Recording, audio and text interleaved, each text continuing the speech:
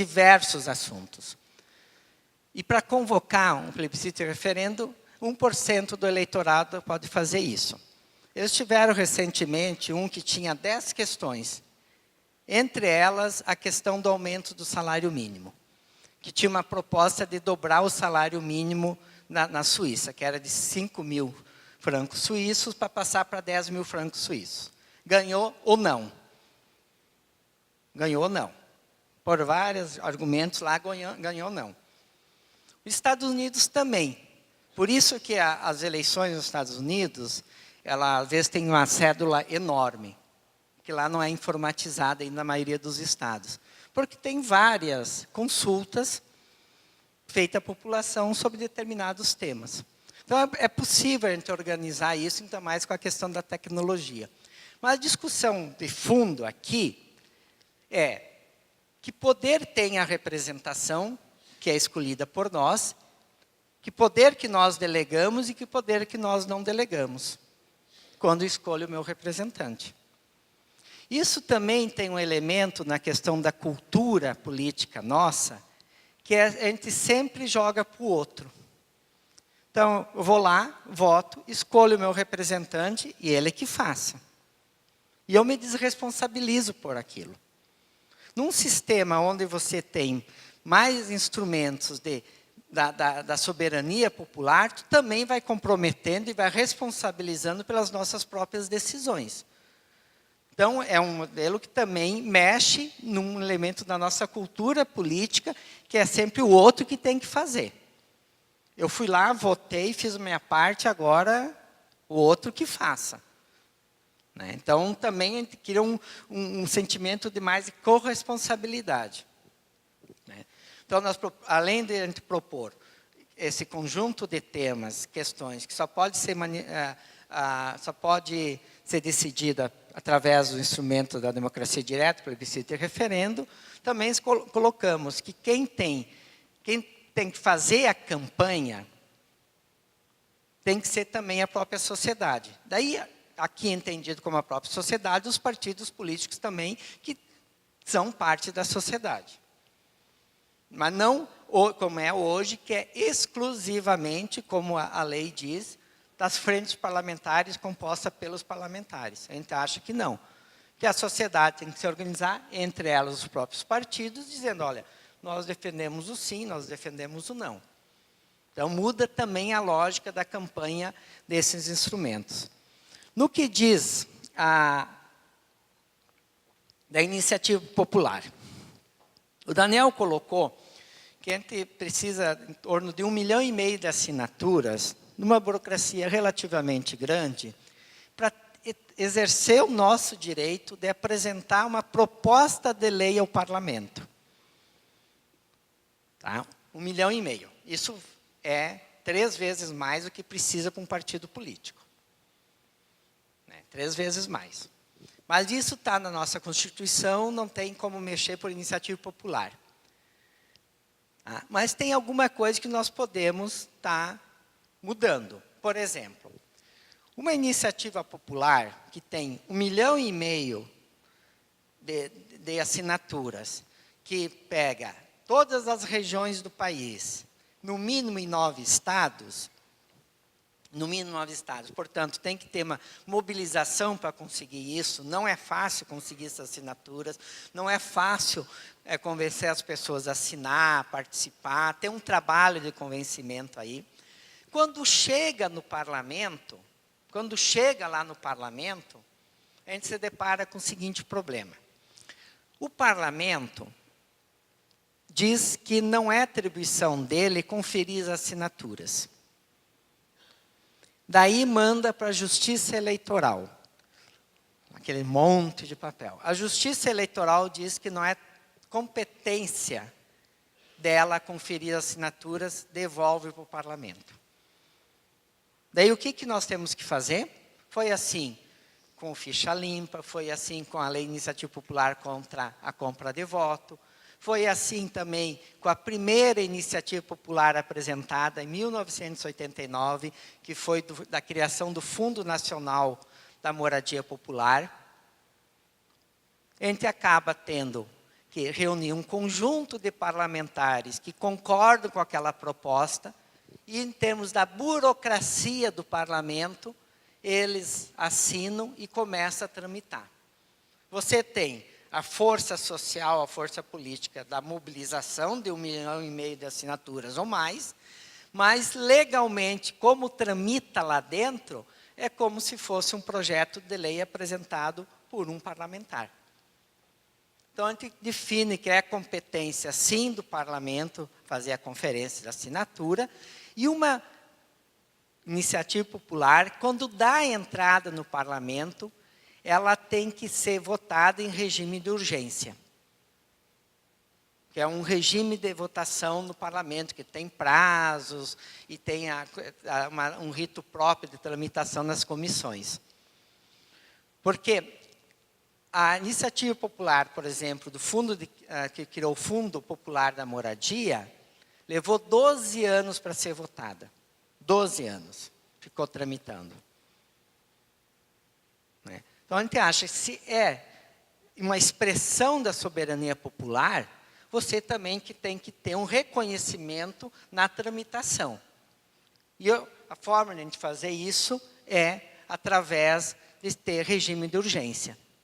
Então, isso a gente consegue mudar através de uma iniciativa popular.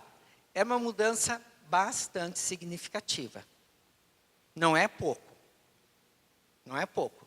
Não é pouco você dizer, olha, sobre determinadas questões, parlamento, você não vai decidir, não. Quem vai decidir é a soberania popular. Hoje só tem uma questão que é obrigatória a convocação de plebiscito, que é o desmembramento de estados e municípios. Recentemente, o Pará passou por isso e ganhou o não desmembramento. É a única questão que é obrigatório, a convocação. O restante, tudo depende da boa vontade e das articulações no Congresso Nacional. Então, por isso que assim, todas as nossas propostas têm a ver com o exercício do poder, tem a ver com o fortalecimento da soberania popular. No que trata, o outro eixo da iniciativa, deixa eu ir para não me perder na hora. O outro eixo da iniciativa popular é sobre a democracia representativa, que é a questão da representação, do processo eleitoral e dos partidos. O que nós identificamos como dois grandes problemas do nosso sistema de representação? Um diz respeito à questão do poder econômico. Do poder econômico. Do peso que o poder econômico tem, não só no processo eleitoral, mas também como na tomada de decisão e no desenho das políticas públicas. Tá? Um exemplo. Está em tramitação na Câmara dos Deputados um Código de Mineração,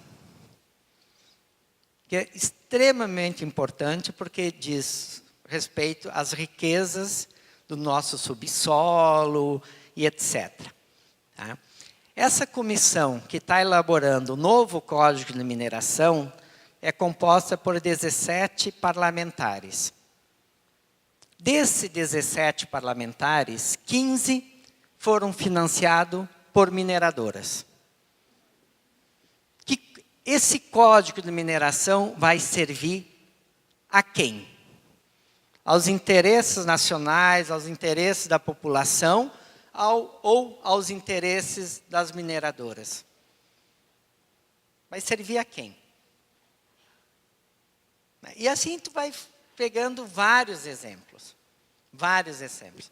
Então, uma das questões que nós precisamos enfrentar é justamente o poder que o dinheiro tem nas decisões, que se passa pelo processo eleitoral, mas não é só no processo eleitoral. É também em várias tomadas de decisões no âmbito do Estado e nos 3 poderes, executivo, legislativo e judiciário, e no desenho das próprias políticas públicas. Tá? Então, uma grande questão é o poder econômico. Uma outra diz respeito à subrepresentação de vários segmentos nos espaços de poder. Pegando um exemplo. Pela definição das teorias políticas todas, o parlamento deveria ser a casa do povo. Portanto, deveriam estar lá representados todos os segmentos da população. Todos os segmentos. Mas nós temos, por N razões, vários segmentos subrepresentados. Por exemplo, na Câmara dos Deputados, a representação das mulheres na Câmara dos Deputados não chega a 9%. E as mulheres são um pouquinho mais da metade da população brasileira. A população negra e parda, como define o IBGE, não chega a 9% de representantes no parlamento. Nós temos no Brasil mais de 300 povos indígenas. Nós não temos nenhuma representação dos povos indígenas no parlamento. E assim a gente vai ver em relação à juventude, as pessoas com deficiência, etc. Então, a casa que deveria ser a casa da representação do povo, não é uma casa que todos os segmentos estão representados de maneira mais equilibrada. Não é à toa que o ano passado, as manifestações de junho, tinham como um dos elementos centrais, você não me representa. Você não me representa. Porque esse elo da instituição que é feita para representar o povo, e o povo não se enxerga nessa representação, nessa instituição, está, ao longo do tempo, sendo rompido. E isso é muito perigoso do ponto de vista da democracia. Que nós precisamos das instituições de mediações, como é o parlamento. Isso é um parênteses que eu gostaria de fazer. A gente tem a questão do fortalecimento da democracia direta, mas nós temos que ter o cuidado, porque nós precisamos, em relação a determinadas questões, que você tenha instâncias, institucionalidades de mediações, como é o parlamento, que é uma instituição que deveria ser de mediação. Portanto, todos os segmentos têm que estar representados de maneira mais equilibrada, porque senão essa mediação só favorece um lado e não o conjunto. Então, outra questão da subrepresentação. O que nós estamos propondo na iniciativa popular da coalizão? Primeiro, diz a proibição de financiamento das empresas nas eleições. Proibir. Por N razões. Um dos motivos que acaba, que é mais uma questão democrática, do ponto de vista da democracia, o processo eleitoral ele tem que ter normas que equilibre, que favoreça a disputa de maneira mais igual possível. Ora, se quem tem o poder econômico pode dizer, eu apoio fulano com 100 milhões, e o outro vai ter R$100 para fazer a sua campanha, então tem um desequilíbrio nisso. Então, essa discussão sobre o financiamento e a proibição de financiamento das empresas tem a ver com a questão da democracia, de você oportunizar que os diferentes grupos possam ter uma igualdade maior na disputa. Essa é uma questão. A outra, que boa parte do recurso das empresas que entra no processo eleitoral, entra como caixa 2. Que é o famoso caixa 2 das campanhas eleitorais. Ora, se entra como caixa 2 nos partidos e nas campanhas, é porque a origem do dinheiro é de caixa 2. Portanto, ilegal. Da onde que vem esse recurso? Da corrupção Está entrando, sim, do narcotráfico, sonegação. Em resumo, é um recurso do povo que está da sonegação, da corrupção, tudo isso. Que entra no Caixa 2 dos partidos, porque a origem dele é do Caixa 2. Então, o financiamento privado das campanhas favorece a corrupção, favorece a sonegação, favorece que você também crie um submundo na questão do financiamento. Então, essa é uma outra questão, né?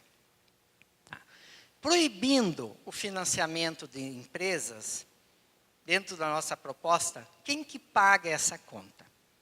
Nós já pagamos. Nós já pagamos. De uma forma ou outra, nós pagamos. Hoje, o nosso sistema é misto. Ele permite financiamento das empresas, permite financiamento de pessoas, daí, no que é das pessoas, é até 10% da sua renda, que cria um desequilíbrio, porque 10% de quem tem uma renda de 10 milhões é uma coisa, 10% de quem ganha o salário mínimo é outra coisa.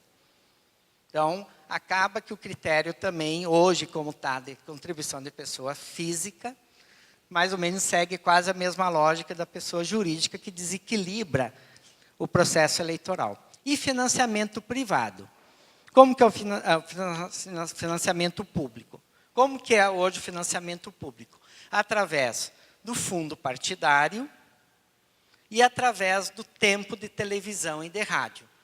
Que a gente fala tempo gratuito, mas não é gratuito. Porque as empresas de comunicação descontam do pagamento dos seus impostos esse tempo. Tanto do horário eleitoral, como vai começar agora, como aquele horário político que é dos partidos políticos. Aquilo é descontado do que as empresas deveriam estar pagando de imposto. Então, é nós que estamos pagando, não é gratuito. Nessa história de gratuito, não tem nada. Então, é um sistema que nós já pagamos de diversas formas e da pior forma possível. Porque não tem transparência, não tem controle social e acaba favorecendo que os mesmos grupos continuem no poder. É aquilo que a gente falou, que eu falei no início, que é um instrumento de você perpetuar as desigualdades. Tá? Então, o que a gente propõe? Primeiro, um sistema misto. Não pode ter financiamento às empresas.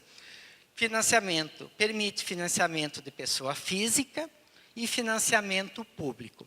De pessoa física, valor máximo de R$700.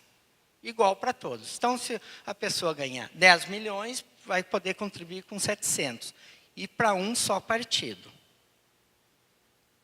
Tá? Se ganhar um salário mínimo, vai poder contribuir com R$700. Tá? E financiamento público. Não no patamar que é hoje e com os critérios que é hoje.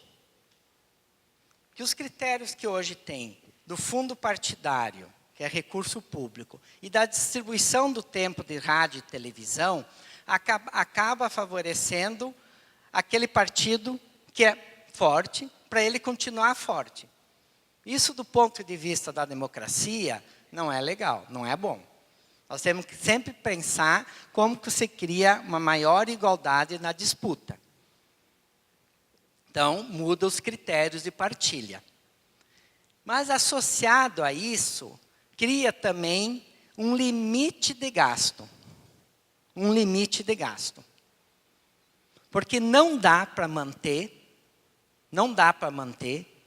os gastos que se tem hoje. É um sistema insustentável se a gente pensar com financiamento democrático, como nós falamos. Nós fizemos um cálculo de qual seria o valor para colocar esse sistema em funcionamento, com limite de gasto e com recurso que possibilite a campanha. Nós fizemos um cálculo, o valor é de R$ 3,50 por eleitor, por eleitora. Então, a gente não está falando de monte. Então, seria o valor para a gente manter esse sistema novo, e enfrentar essas questões que eu coloquei, da corrupção, etc., etc., o valor de R$ 3,50 por pessoa. Tá? Mas com a ressalva que precisa mudar os critérios. Que se nós não mudar os critérios de partilha, mesmo com esse sistema proposto por nós, vai continuar favorecendo os grupos que já são fortes. No que trata da questão do sistema de eleição, hoje como que é? Os partidos elaboram uma lista, têm as suas prioridades de candidatos, por isso que alguns aparecem mais na televisão, outros menos, por isso que tem alguns que os partidos colocam mais dinheiro, outros menos, então já tem uma lista. A maioria das vezes a gente não sabe qual que é essa lista dos partidos, mas ela tem. E no sistema nosso, que permite as coligações de maneira sem critérios, o que acontece? Você acaba votando num candidato que defende aquilo que você acha que é o melhor para o país, para o teu município, para o teu estado, acaba elegendo um candidato que pensa completamente ao contrário daquilo que você pensou. O teu voto acaba elegendo alguém que pensa contra você, o que tu pensa. Tá? Esse é o nosso sistema. O que a gente propõe? A eleição para deputados federais, estaduais, em 2 turnos. 2 turnos. O primeiro turno, o partido, quem define seria o conjunto dos filiados, não é o presidente do partido, não é a executiva, não é o diretório, ou outros nomes que possam ter essas instâncias, é o conjunto dos filiados, decide uma lista. Essa lista tem que ter critérios. Um dos critérios é a paridade. O que é paridade? Se ela começar, o primeiro da lista for um homem, o segundo tem que ser uma mulher. E o partido tem que ter critérios de inclusão dos outros grupos subrepresentados.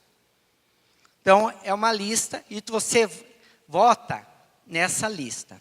Nesse primeiro turno, o partido tem que dizer o que ele está defendendo. Não é mais um candidato diz uma coisa, outro diz outra.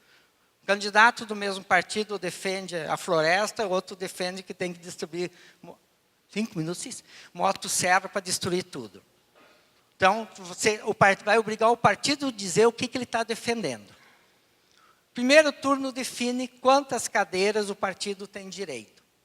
Olha, o partido do Zezinho vai ter direito a 5 parlamentares. Vai para o segundo turno os 10 primeiros da lista. Os 10 primeiros da lista. No segundo turno, você escolhe quem você quer daquela lista.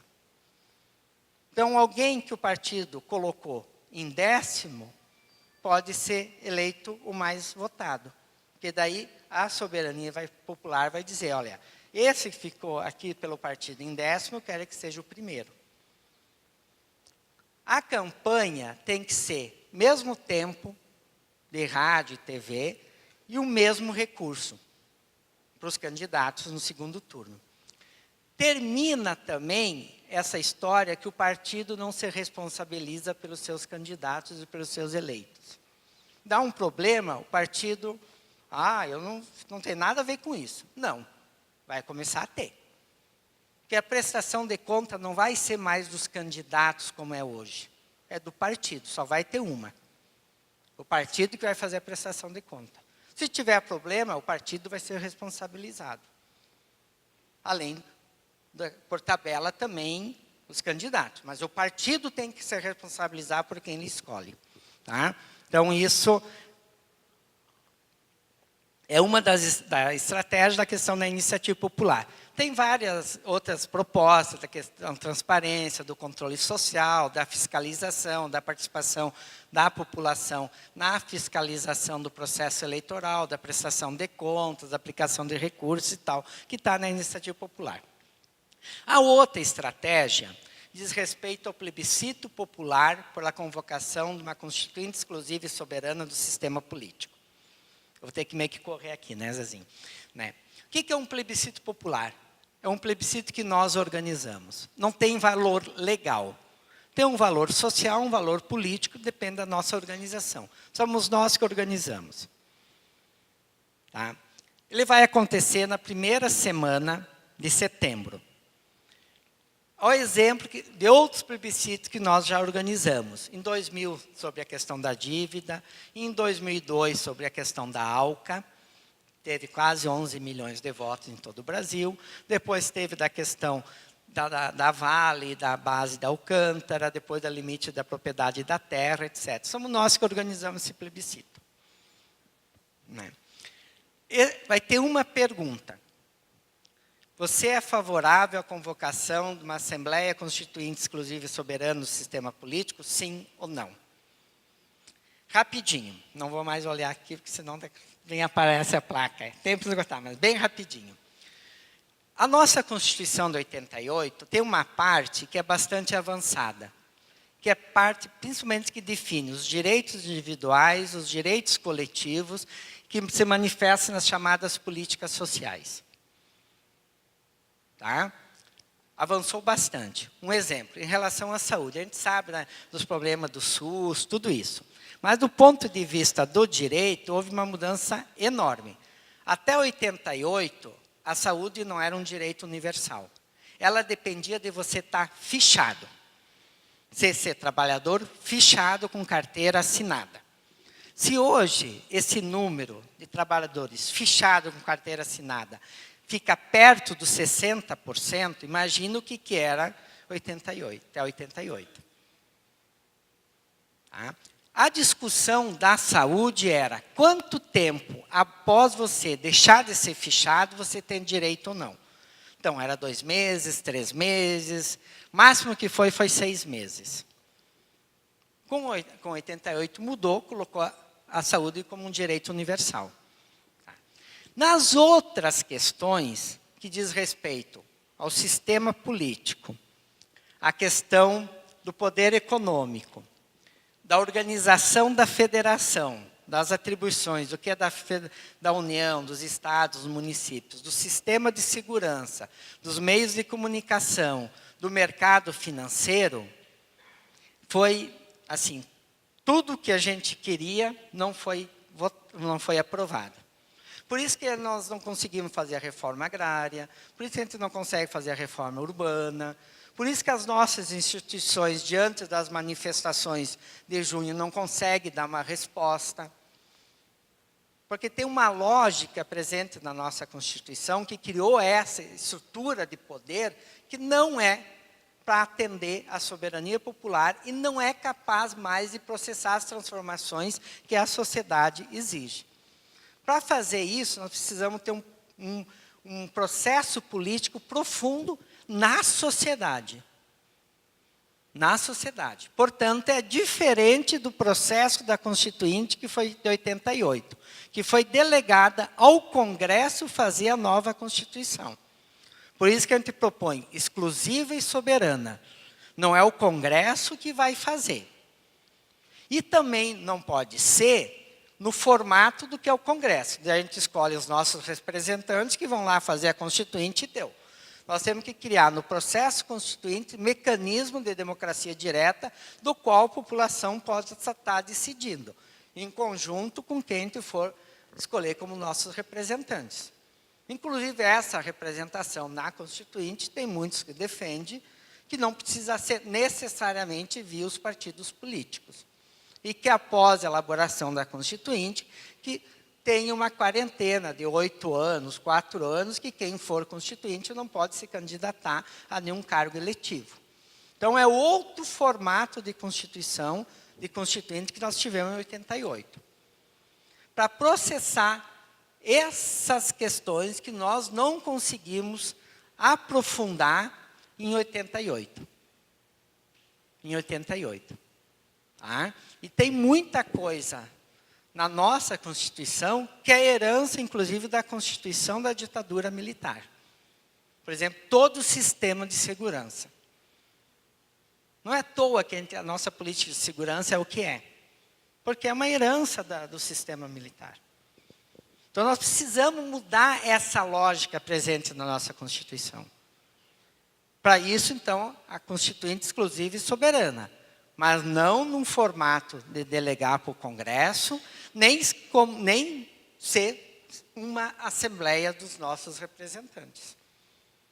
Tem que ser um processo na sociedade, onde a soberania popular tem os instrumentos para se manifestar e decidir. Porque senão a gente vai estar reproduzindo o que tem aí, e o que vai sair vai ser fruto do que nós temos hoje. Não é isso que a gente quer. Primeira semana de setembro é a Semana Nacional de Luta pela Reforma do Sistema Político, do qual a gente vai estar na rua organizando bancas, em tudo que é lugar, coletando a assinatura da iniciativa popular e os votos do plebiscito popular. Tá? Esse é o grande desafio. Obrigado, desculpe que eu passei do tempo, né, Zezinho? Obrigado.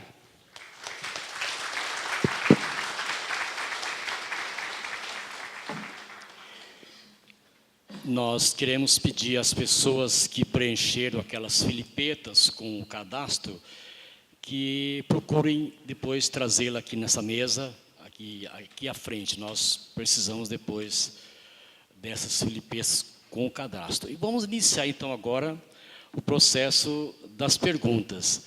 Então as pessoas que têm perguntas podem trazer aqui, entregar com as professoras aqui, e nós vamos agrupá-las de alguma maneira, para que os dois palestrantes possam estar respondendo as perguntas. Então, nesse pequeno tempo, estamos dentro do horário previsto, e podemos então aguardar uns instantes para que as pessoas tragam as papéis. Elas estão também recolhendo ali, com o professor Márcio, a professora Maísa, e as perguntas. Podemos estar começando com as perguntas. Estamos dentro do tempo previsto. O professor Moroni esforçou-se bastante para apresentar a proposta, bem como o Daniel.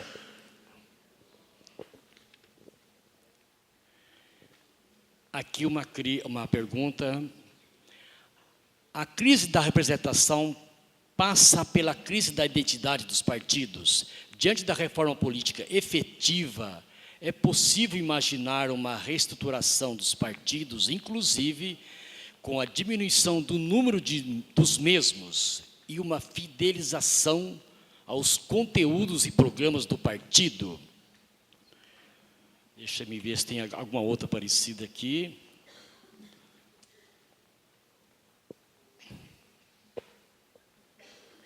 O número de políticos...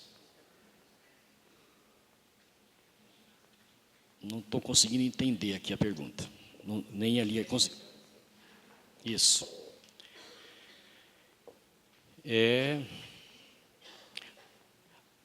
Uma pergunta também direcionada ao Daniel. Qual a sua formação? É autor de livro, Introdução à Política Brasileira? Em caso positivo, fale um pouco sobre ele. Acho que enquanto podem aparecer mais perguntas, eles já podem começar a responder.